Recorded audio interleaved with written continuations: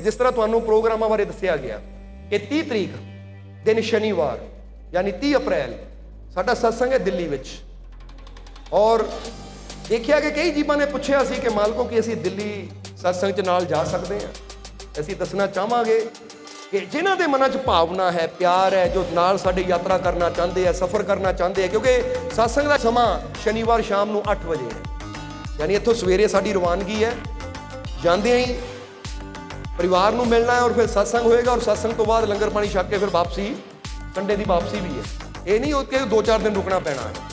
यानी समझ लो कि यात्रा करते जाना है, उत्थे परिवार को बैठ के परिवार ते रहमतां जो करनियां, फिर उस तो बाद पंडाल च सत्संग का जो आनंद लेना है, फिर उस तो बाद मालिक का गुणगान करदियां असीं संडे नूं वापस भी आ जाना है।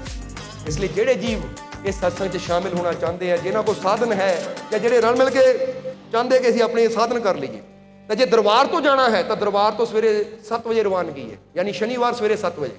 क्योंकि शनिवार शाम का तां रखा गया कि ऐतवार की छुट्टी होंदी है, फिर बंदा आराम नाल जे रात को 10-11 बजे भी तुरते हैं तो 9-10 बजे तक बंदा आराम नाल वापस पहुंच जाता है अपने घर, ताकि अपना काम भी कर सके, रेस्ट कर सके आके।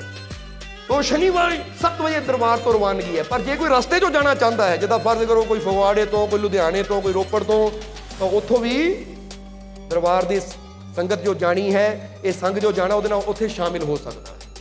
पर वो वास्ते तुहानू गड्डी का प्रबंध, क्योंकि कई जी पुछते सी कि दरबार तो गड्डी जाएगी नहीं, ये गड्डियां का प्रबंध जे कोई साधन है तो तुसीं रल मिल के कर सकते हो। जे सत्संग का आनंद लेना चाहते हो, नाल चलना चाहते हो, तो सानू बड़ी खुशी होएगी। क्योंकि जदों ये गड्डियां का जत्था जाएगा तो बड़ा आनंद आएगा। और रस्ते में कई जगह होंदियां है जिथे गड्डियां रुकदियां है, मालिक के घर की चर्चा होंदी है।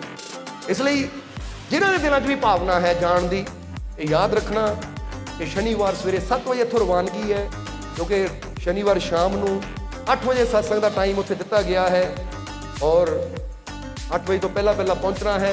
8 बजे सत्संग आरंभ होएगा, फिर सत्संग की समाप्ति तो बाद लंगर पानी छक के जिदा दस्सिया फिर उत्थों वापसी होएगी।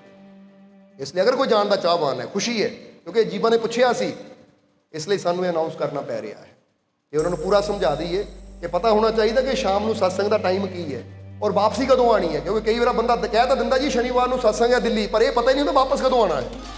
इसलिए वह भी पता होना जरूरी है कि सत्संग तो बाद उत्थों वापसी होएगी, ताकि समय सिर फिर दरबार पर पहुँचीए। और फिर तुहानूं पता ही है साडे भी लगातार प्रोग्राम होंदे है, सत्संग होंदे है, फिर अगे जिथे संगत इंतजार करती है उत्थे पहुँचना है। सो याद रखना कि 30 तरीक 30 अप्रैल दिन शनिवार दिल्ली वास्ते सत्संग की रवानगी है। सवेरे 7 बजे दरबार तो जाना, 7 बजे तक इत्थे पहुँच जाओ।